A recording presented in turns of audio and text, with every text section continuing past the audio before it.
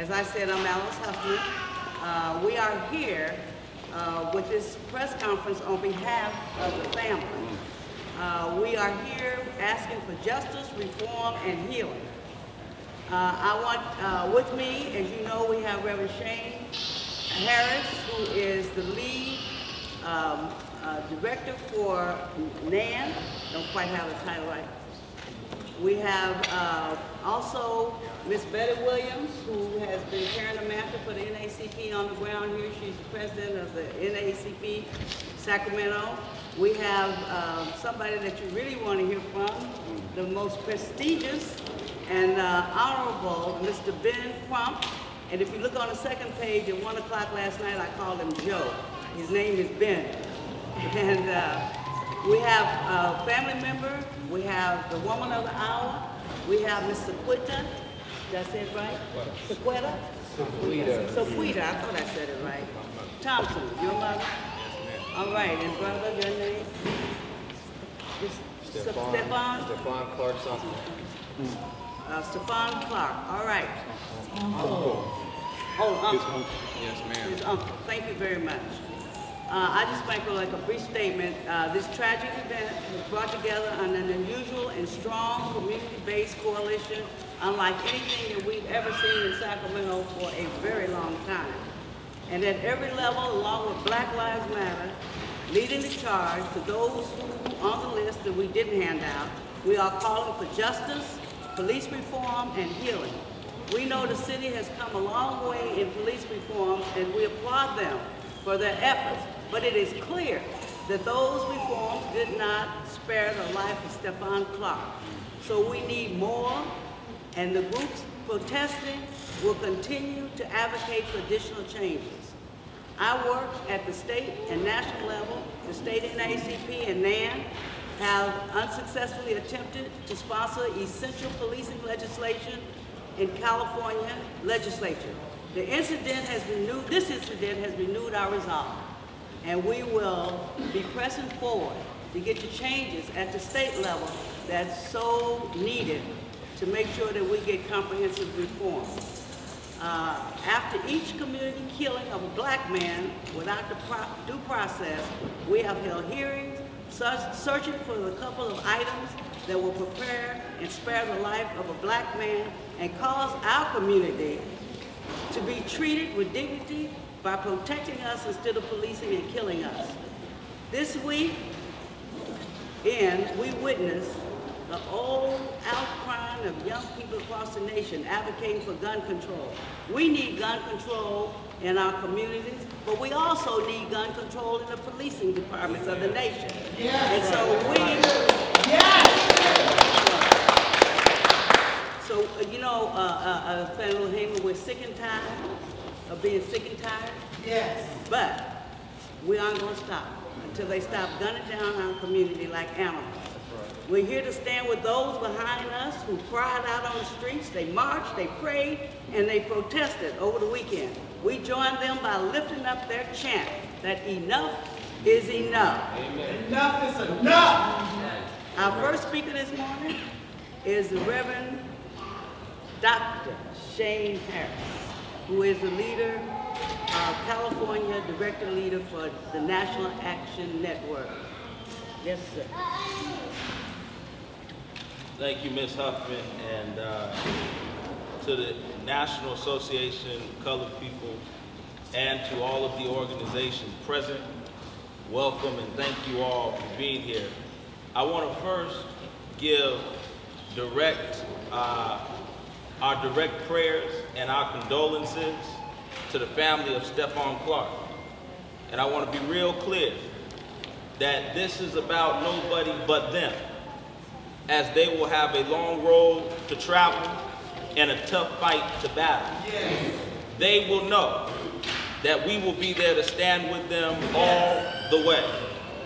I want to also give much honor to the groups from the National Association of Colored People to Black Lives Matter, and to the many other groups in between that have spent much time and energy organizing to keep the name of Stephon Clark alive on the ground. We will not let his name die. His name will live. And I want to be clear that National Action Network is here to lift those groups up as they continue that fight and to stand hand in hand with them to ensure that legislation is changed. Because anytime you have a police shooting, we know that local prosecutors investigating local police is a conflict of interest. And we must get independent investigations on the state and federal levels, because we know that a prosecutor investigating police officers that endorse them is like a student grading their own paper. We need the teachers to grade them. Finally, I'll say this, that we at National Action Network will stand hand in hand with this family. We've been down this street before, from Michael Brown in Ferguson all the way to Trayvon Martin in Florida, back down to San Diego, a case I led, Alfred Alonga. We are here to lift this family up and give them the strength and the courage and the backing that they will need, because we know that we are in a spiritual fight, not a carnal fight. Spiritual fight is about prayer and sustainability in spirit. And we come to be that piece that will stand with them all the way. Thursday will be a national day of mourning for this family and for Stephon Clark. But it will also be a national day of justice as we all gather to remember the life of Stephon Clark. As it has been requested, our national president of National Action Network, Reverend Sharpton, will be here at the family's request. I want to be clear, at the family's request, to give the eulogy. And we will work hand in hand with the local groups, all the way to the state groups and the federal groups, to ensure that this fight for justice does not die. Because Stephon Clark's name must live. Live along with Michael Brown. Live along with Trayvon Martin. Live along with Alfred Alonga. Live along with Oscar Grant. Live along with Eric Garner. His name will live. His name will live. His name will live. Let us at this time welcome the attorney who has stood long and strong. Okay. All right. Let's welcome back the NAACP. The queen of civil rights. Ladies and gentlemen, we will hear from our branch president, who's been carrying the water for us here in Sacramento as well, Ms. Betty Williams, president of the NAACP branch. Benjamin. Good morning. Thank you. I am the president of the Greater Sacramento NAACP branch, and first I want to give my condolences to the Stephon Clark's family and for your loss. 22 years old, gone too soon. When I first heard about the killing of another unarmed black man here in Sacramento with no weapons but only a cell phone, being killed by two officers that unloaded 20 shots into a young man, beyond angry, why I called the chief of police immediately. My questions were, why was the audio turned off after the shooting? What's the protocol for turning off the audio? We demanded to see the protocol, and the NAACP wants to make changes to the existing policy of turning off the audio. We also wanted to look at the foot pursuit policy with Sacramento Police Department that they have in place. We understand the foot pursuit policy in Oakland gives other options versus shooting a man 20 times. There were just a few items that I'm giving to you right now throughout that discussion that we gave to Chief Holmes. And although we understand that he's only been on his job for 7 months, but he signed up for this. And at the end of the day, we also understand that he inherited the culture of this police department. And so it comes with accountability, and to become the model for other cities is what I challenged him with. I challenged him with creating a united front versus a divided United States. Anne Marie Schubert, District Attorney, we do not give you a pass. You need to return the call of the NAACP. We know that the district attorney is responsible for prosecuting and investigating local police officers. You don't get a pass, and we expect you to call us. We're waiting on that. Thank you. Well, while we have enjoyed entertaining you, you're waiting for the man of the hour, who has come here from North Carolina, who is very, very prestigious, very, very well trained, very effective, and it is an honor to have him in our city, none other than Attorney Ben Crump.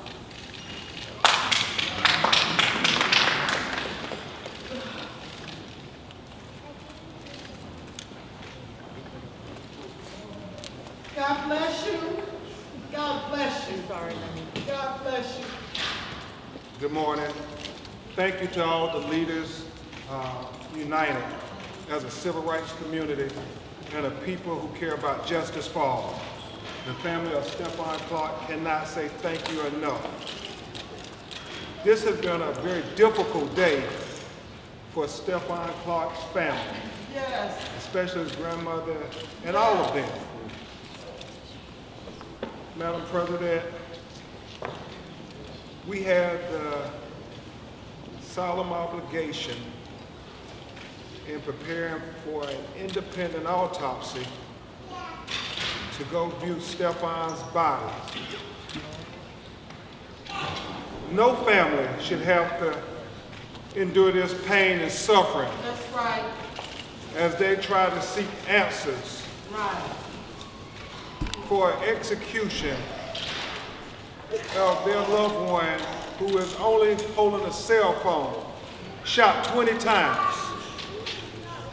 People who committed a mass shooting in Florida were not shot once, but a young black man holding a cell phone is shot 20 times.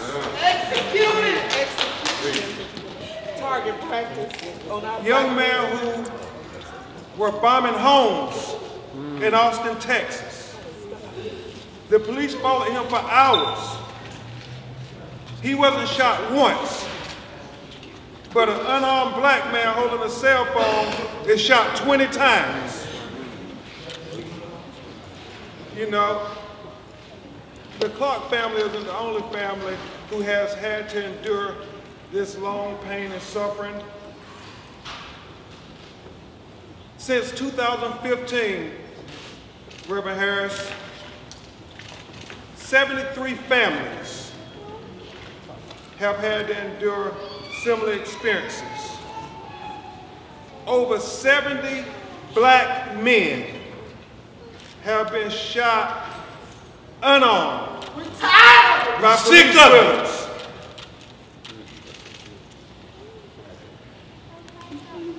This is all too often a pattern in America.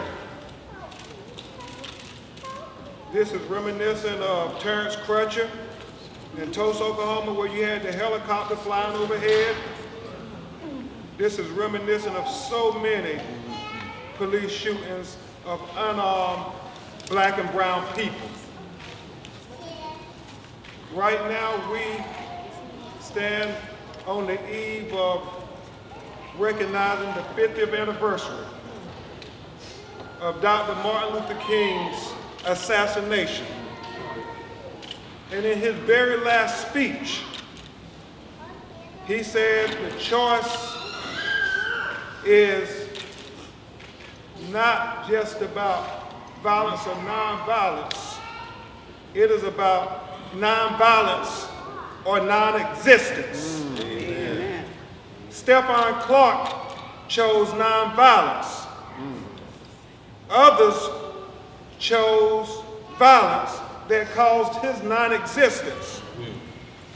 But we will not let Stephon's death be non-existent, nor will we let his life be non-existent. We will hold him up. We will hold this family up. We will stand up for Stephon. We will speak up for Stephon. And we will fight for Stephon until we get justice for Stephon.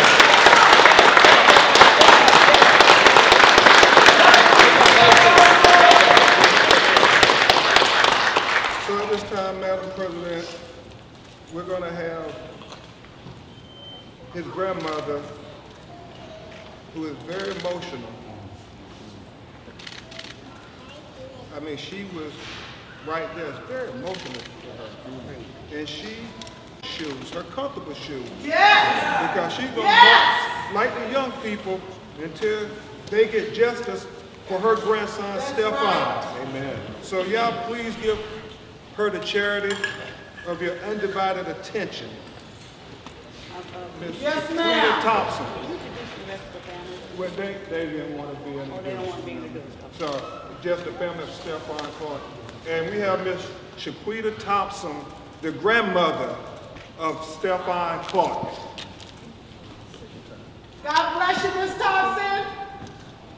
Sorry for your loss. Take your time. God. Thank God. Yes. Yes.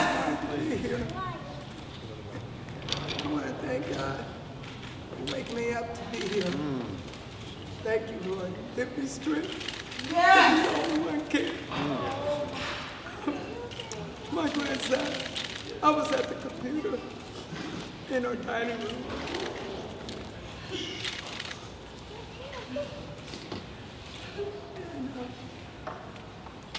My granddaughter is a praise dancer, and I was looking at her video. And all of I heard was, boom, boom, boom. I didn't heard it, and I got on the floor because my granddaughter was on the couch sleeping. She's only 7 years old, his sister. And I crawled on the floor. I went to her and I pulled her down, her leg. And she said, Grandma was fine. I said, they're shooting, baby, come on. So we crawled from the into the dining room where I was sitting, all the way to the bedroom. I said, Papa, that's my Thompson. I said, call 911, they're shooting. He said, baby, I heard someone come to the window and said, Papa, Tommy T. And I had to be on the crescent.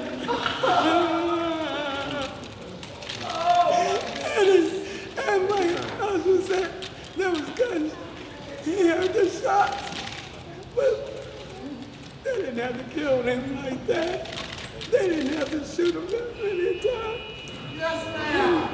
And the detectives that came in and kept telling me, don't go outside or go in the back. I said, well, what happened? I hope y'all didn't kill one of my grandkids because they come to the back door, to the window, and my husband just pulled the garage up. And he doesn't, he's at home. He was at home. He was there that day when he was looking at his sister dead, doing the praise that she made up.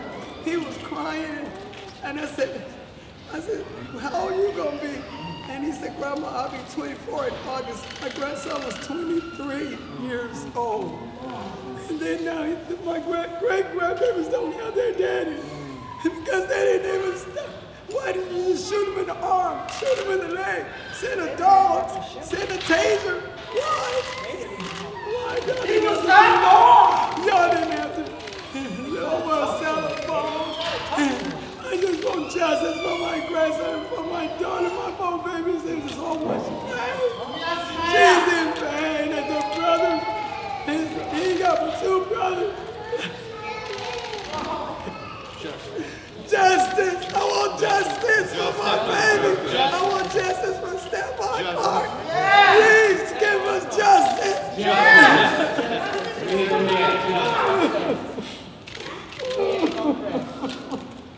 We just want to give thanks for all the support, the local support, the international support. We want to just give thanks to all those that are willing to still stand and recognize that there is crime still in America from our own protectors. And I want to also give thanks to Mr. DeMarcus Cousin for reaching out and helping out with the funeral services and those needs, and everyone else that has helped continue to help. We thank you for your prayers and your strength. And it's another fight yet, long again, we're not going to forget. We hope y'all don't either. Oh, no. We won't forget. Stephon Clark. We won't forget.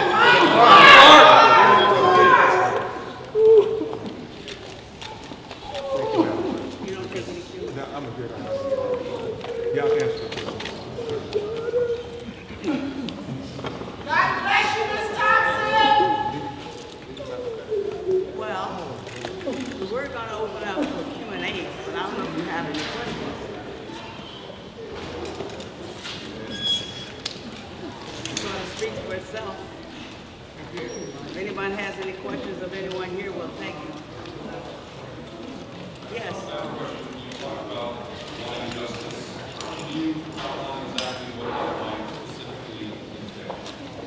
Well, if you're African American, it means that when somebody shoots somebody down in cold blood 20 times, they should be prosecuted. Accountability.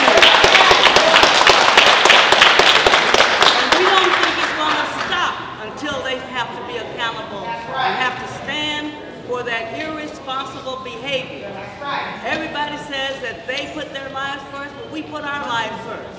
And they have a Bill of Rights that put them ahead of us, and we need to change it. So justice is if you commit a crime, you get the punishment that's due you. And in my sense, this is a crime. All right.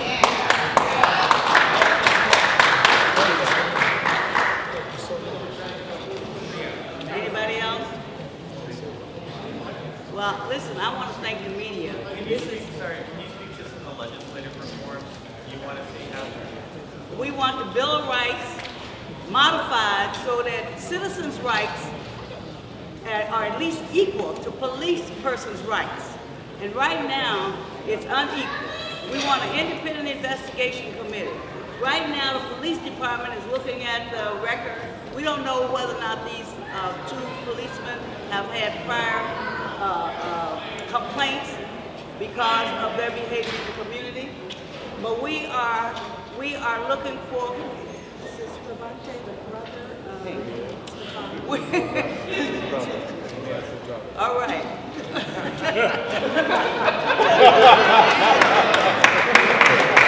Black men love too. Black men know how to give love too. We're not all angry. What? Black We're Lives not all Matter. angry and mad or a threat or a thug. Stephon Clark. Huh? Wait a minute. Stephon Clark. Huh? Stephon Clark. Stephon Clark. Stephon Clark. Stephon Clark. Louder. Stephon Clark. Stephon Clark. Stephon Clark. Stephon Clark. Stephon Clark. Stephon Clark. Stephon Clark. Stephon Clark. Stephon Clark.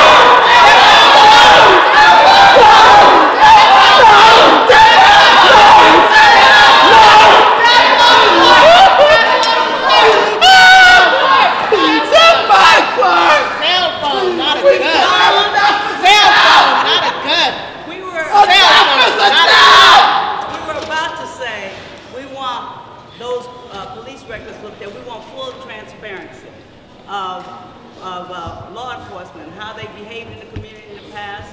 You know, a lot of times they transfer from one department to the next. They get transferred because they've had a happy trigger finger, or they have had some kind of altercation with our community. We want all that looked at, but we need an independent investigator to look at it. And so there are lots of reforms that we don't believe the city can do by itself. That's why we made a pledge to work at the state level, to try to get some of these things changed at the right level. We're not blaming anybody. All of us have to work on this. And, you know, the police management have their problems, state has their problems, we have our problems, but it's all about putting the color blue ahead of people in America, and especially black people. Any other questions? I'm gonna stop while we're here. Are you raising your hand or you just got your fist up? Enough is enough. All right. We're tired.